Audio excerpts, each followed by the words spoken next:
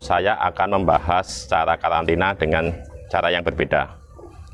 Saya gunakan obat dari kimia. Jadi tidak menggunakan garam krosok ya teman-teman. Tapi ada syaratnya. Syaratnya itu apa ya? Simak terus ya teman-teman.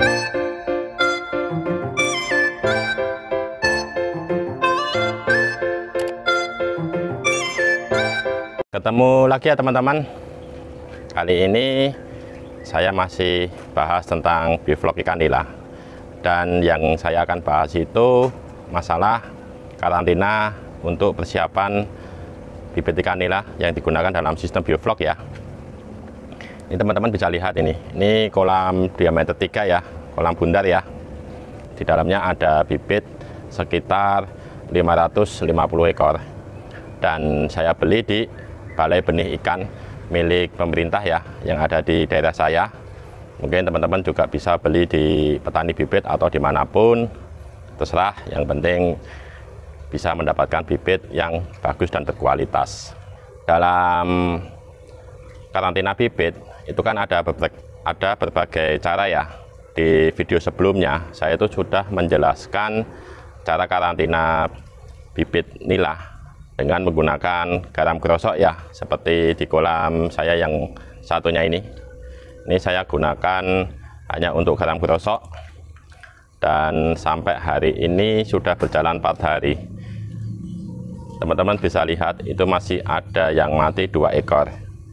Kalau menurut saya itu belum dinyatakan sehat untuk bibitnya, karena masih terjadi kematian. Dan ciri-ciri bibit yang sehat itu setidaknya 24 jam atau 1 hari ya, bibit tidak mengalami kematian. Itu sudah disebut dengan bibit yang sehat dan siap dilakukan sistem bioflok. Kalau untuk penggunaan garam krosok ini itu emang cukup lama ya teman-teman. Jadi semua itu tergantung juga sama bibitnya. Kalau bibitnya bagus mungkin karantinanya cepat, tapi kalau bibitnya kurang bagus ya semakin lama. Dan ini kondisi bibitnya dulu waktu datang itu kondisinya kurang bagus, jadi agak sedikit lama untuk karantinanya. Tapi yang saya bahas kali ini di kolam satunya ini ya teman-teman, itu saya akan membahas cara karantina dengan cara yang berbeda. Saya gunakan obat dari kimia. Jadi tidak menggunakan garam krosok ya teman-teman. Tapi ada syaratnya. Syaratnya itu apa ya? Simak terus ya teman-teman untuk video kali ini sampai selesai, biar teman-teman tidak salah atau salah paham ya. Dan kalau saya ada salah pun, teman-teman juga bisa memberikan masukan atau saran. Ditulis di kolom komentar ya teman-teman. Oke, saya lanjutkan lagi ya. Untuk langkah pertama ya teman-teman, siapkan dulu air yang akan digunakan untuk karantina. Tapi setidaknya ketinggian air itu cukup rendah ya, sekitar 20 cm seperti ini ya teman-teman. Ini ketinggian air cm, dan diaerasi selama minimal 3 jam. Kalau ini sudah 24 jam ya teman-teman. Jadi lebih lama lebih bagus. Kenapa penggunaan airnya hanya sekitar 20 cm atau cukup rendah ya? Disebabkan penggunaannya nanti biar hemat, dan kalau terjadi pergantian air itu tidak membuang air cukup banyak. Soalnya seperti yang saya lakukan ini, saya gunakan air dari sumur bor ya, jadi menggunakan listrik juga. Kalau penggunaan airnya sedikit, otomatis penggunaan listriknya juga ikut sedikit, dan aerasinya juga hanya 1, itu saya rasa sudah cukup. Itu juga sama untuk menghemat penggunaan listrik juga. Itulah fungsi penggunaan air yang sedikit. Yang penting cukup untuk semua bibit ikannya ya teman-teman. Kalau bibit ikannya masih ada ruangan yang cukup, berarti untuk ketinggian airnya 20 cm itu cukup. Tapi kalau merasa kurang cukup ruang untuk bibit ikannya, tambahkan aja untuk ketinggian airnya sekitar 5-10 cm. Itu untuk yang pertama ya, langkah yang pertama. Dan langkah kedua itu bibit yang baru datang seperti yang saya beli ini, itu saya aklimatisasi dulu, samakan suhunya dulu, biar ikan waktu dilepas di kolam karantina tidak mengalami stres. Itu fungsi dari aklimatisasi. Oke ya, ini mau saya lepas dulu bibitnya. Nanti saya taruh di setiap kantong plastik, saya taruh di wadah ini ya, wadah merah ini, wadah yang merah ini ya teman-teman. Tujuannya untuk dihitung jumlah bibitnya yang akan dimasukkan di sini. Biasanya saya memasukkan itu kan 1 kubiknya saya gunakan 100 ekor. Berarti kalau ini ada 5 kubik, saya gunakan itu sekitar 500 ekor. Jadi yang saya masukkan seharusnya kan 500 ekor. Tapi karena ini masih sistem karantina, biasanya saya tambahkan sekitar 10%. Itu berarti yang saya masukkan nanti di kolam ini sekitar 550 ekor. Kenapa kok lebihnya 10% atau sekitar 50 ekor ya? Untuk menjaga kalau ada tingkat kematian bibit. Namanya karantina, biasanya pasti ada bibit yang mati, entah itu sakit atau stres dan sebagainya teman-teman. Kalau jumlahnya sedikit itu lebih bagus, kalau jumlahnya banyak berarti salah satunya itu kualitas bibit yang kurang bagus. Oke ya, tanpa panjang lebar, ini saya akan lepas dulu untuk bibitnya. Kalau aklimatisasi itu cukup 15 menit ya teman-teman. Ini ya teman-teman, untuk bibitnya itu bisa dilihat ukuran 12 cm ya teman-teman, untuk bibit yang saya beli. Kalau bibit 12 cm seharusnya target panen bisa mencapai maksimal 3 bulan ya, atau paling lama lah 3,5 bulan itu harus panen, minimal ukuran 250 gram atau 1 kilo isi 4 ya teman-teman. Oke ya, ini saya hitung dulu untuk bibitnya.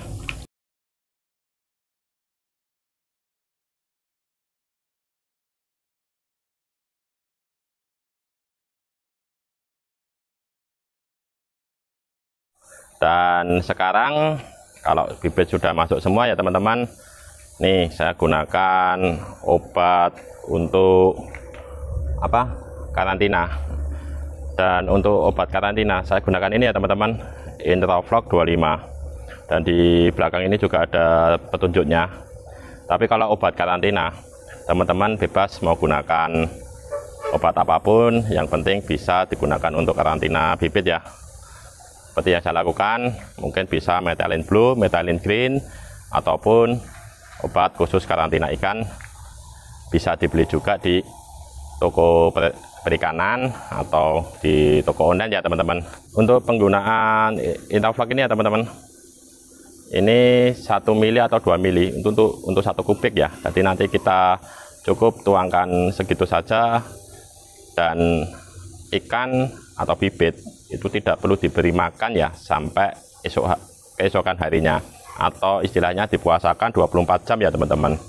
Jadi besok baru kita kasih makan, sama dikurangin airnya setengah dari kapasitas kolamnya. Dan cara pemberian makannya pun juga nanti dilakukan bibis dengan menggunakan obat dari kimia ya teman-teman. Ya tujuannya bibit yang terkena penyakit itu bisa diobati dari dalam maupun dari luar. Oke ya teman-teman, ini saya beri dulu untuk Introvlognya atau obat kimianya. Lanjut besok ya, lihat perkembangan ikannya. Semoga saja bibitnya sehat-sehat dan sedikit kematian. Oke ya teman-teman, ini hari kedua ya untuk karantina bibit. Dan saatnya untuk pemberian pakan setelah 24 jam puasa. Bahan yang disediakan itu atau disiapkan ya, itu pertama wadah, dikasih air, ini pakan untuk ikannya. Dan ini Introvlognya, di petunjuknya itu kan ada pemberian pakan disertai dengan pemberian Introvlognya ya teman-teman. Itu sebanyak 2-3 mili untuk 1 kilonya. Karena pakan yang saya gunakan cuma sedikit, biasanya saya gunakan itu 4 tetes ya, seperti ini. Kita masukkan dulu ke tempatnya, ke wadah yang dikasih air. Kita aduk, lalu kita tuangkan pakannya atau pelet. Kita aduk, kita tunggu sebentar supaya meresap, nanti baru kita kasihkan ke ikannya. Tujuan pemberian pelet disertai dengan obat Intrafloc ini atau obat kimia ya. Itu untuk mencegah penyakit dari dalam juga ya, selain dari luar untuk ikannya. Oke teman-teman, sambil kita tunggu, kita lihat dulu ke kolamnya.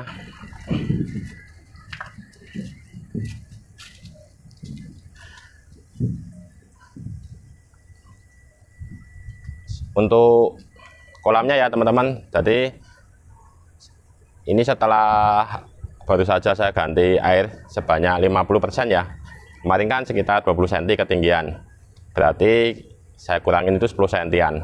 Lalu diisi air baru lagi, nanti sebentar setelah dikasih makan baru dikasih obat kimia atau obat karantina ya. Terserah teman-teman mau pakai apa, yang penting baca dengan teliti di petunjuknya cara pemakaiannya supaya tidak salah. Dan untuk bibitnya, ini termasuk bibit yang bagus ya teman-teman. Dalam sehari ini tidak ada tingkat kematian untuk ikannya, jadi bisa dikatakan bibit yang berkualitas. Ini saya beli di Balai Benih Ikan ya, milik pemerintah. Untuk pemberian pakannya cukup sedikit saja teman-teman, dan sehari cukup sekali. Kenapa kok pemberian pakannya hanya sehari sekali dan sedikit? Itu untuk menekan bakteri atau virus ya, supaya tidak ikut berkembang. Soalnya bakteri itu atau virus itu juga penyuka makanan pelet ya. Jadi kalau teman-teman memberikan terlalu banyak dan masih ada sisa, itu nanti bisa dimanfaatkan oleh bakteri yang merugikan ya. Setelah saya beri pakan ya, setelah itu biasanya saya kasih obat lagi sebanyak paling kurang lebih sekitar 1 mili atau 2 mili untuk 1 kubiknya. Oke ya teman-teman, lanjut di hari ketiga. Ini hari ketiga ya teman-teman untuk karantina bibitnya, dan ternyata sampai hari ketiga tidak terjadi kematian untuk bibit ikan nilanya. Berarti menandakan bibit itu sudah siap dilakukan pembesaran dengan sistem bioflok. Dan teman-teman bisa lihat untuk bibitnya cukup lincah, gerakannya aktif. Itu salah satu menandakan kalau bibit ikan nilanya sudah sehat dan siap dilakukan sistem bioflok. Dan untuk karantina menggunakan obat kimia itu lebih cepat dari yang menggunakan garam krosok. Tapi hati-hati ya teman-teman. Kenapa kok hati-hati? Karena obat karantina itu kan mengandung kimia, dan sistem bioflok itu salah satunya menggunakan bakteri.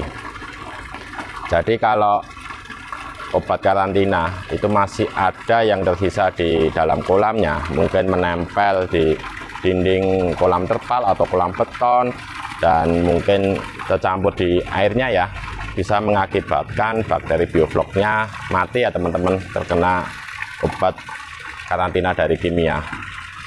Itulah resiko kalau menggunakan karantina dengan obat kimia. Tapi kalau dengan garam krosok itu langsung bisa dilakukan aplikasi. Dan untuk lamanya atau kecepatannya, kalau menurut saya itu lebih cepat menggunakan obat dari kimia. Tapi mungkin teman-teman punya pendapat lain, monggo bisa ditulis di kolom komentar ya teman-teman. Solusinya untuk karantina menggunakan obat kimia, kalau teman-teman itu merasa bibitnya benar-benar sehat seperti contoh yang ada di video ini, lakukan pengurasan total air kolamnya ya teman-teman, seperti yang saya lakukan saat ini. Ini baru melakukan pengisian kolam, dan setelah melakukan pengisian kolam, lakukan juga di istilahnya ya, dikocor ya. Jadi air itu dihidupkan terus sampai meluber kira-kira 15 menit, dengan tujuan supaya obat karantina atau obat yang dari kimia itu bisa hanyut terbuang ya teman-teman. itulah solusi yang saya lakukan selama ini ya. Mungkin teman-teman memiliki solusi yang lain, monggo juga ditulis di kolom komentar biar teman-teman yang lain bisa ikut menyimak atau mengikutinya. Jadi ini masih tahap saya lakukan pengocoran ya, sekitar 15 menit. Ini mungkin baru berjalan 5 menit atau bisa juga lebih. Setidaknya kalau saya 15 menit sudah cukup ya teman-teman. Dan ini juga teman-teman bisa lihat saya sudah memasang titik aerasi. Ini ada 6 titik. Mungkin sebentar lagi akan saya lakukan aplikasi biofloknya, karena ikan juga sudah sehat dan siap untuk dilakukan bioflok. Untuk sistem bioflok ya teman-teman, karantina bibit ini itu penting. Ini langkah awal untuk sistem bioflok. Kalau langkah awal ini sudah salah, jadi istilahnya apa ya, kalau karantinanya itu kurang tepat, bibit ada yang mati, dilakukan sistem bioflok, pasti bibit akan mengalami kematian terus menerus. Berarti sistem karantina yang dilakukan teman-teman kurang tepat atau kurang benar ya, ada yang kurang mungkin atau ada yang salah. Mungkin bibit masih sakit dipaksakan untuk sistem bioflok, mungkin juga bibit stres atau terkena bakteri dan sebagainya, tapi teman-teman terburu-buru untuk melakukan sistem biofloknya, mengejar waktu biar cepat. Tapi itu semua kalau menurut saya sesuatu yang keliru ya teman-teman. Kalau untuk karantina ini juga harus dilakukan dengan sabar ya. Kalau terlalu buru-buru juga kurang bagus, tapi kalau terlalu lama nanti juga kurang bagus. Yang baik sekiranya ikan itu sudah sehat selama 1 hari tidak ada kematian, baru dilakukan aplikasi bioflok. Itu menandakan kalau ikan sudah benar-benar sehat ya teman-teman. Oke ya, itu video tentang cara karantina bibit menggunakan obat karantina atau obat yang berasal dari kimia seperti yang saya lakukan ini. Seperti biasa, pertanyaan, saran, masukan ditulis di kolom komentar ya. Saya akhiri ya untuk video kali ini. Saya ucapkan banyak terima kasih.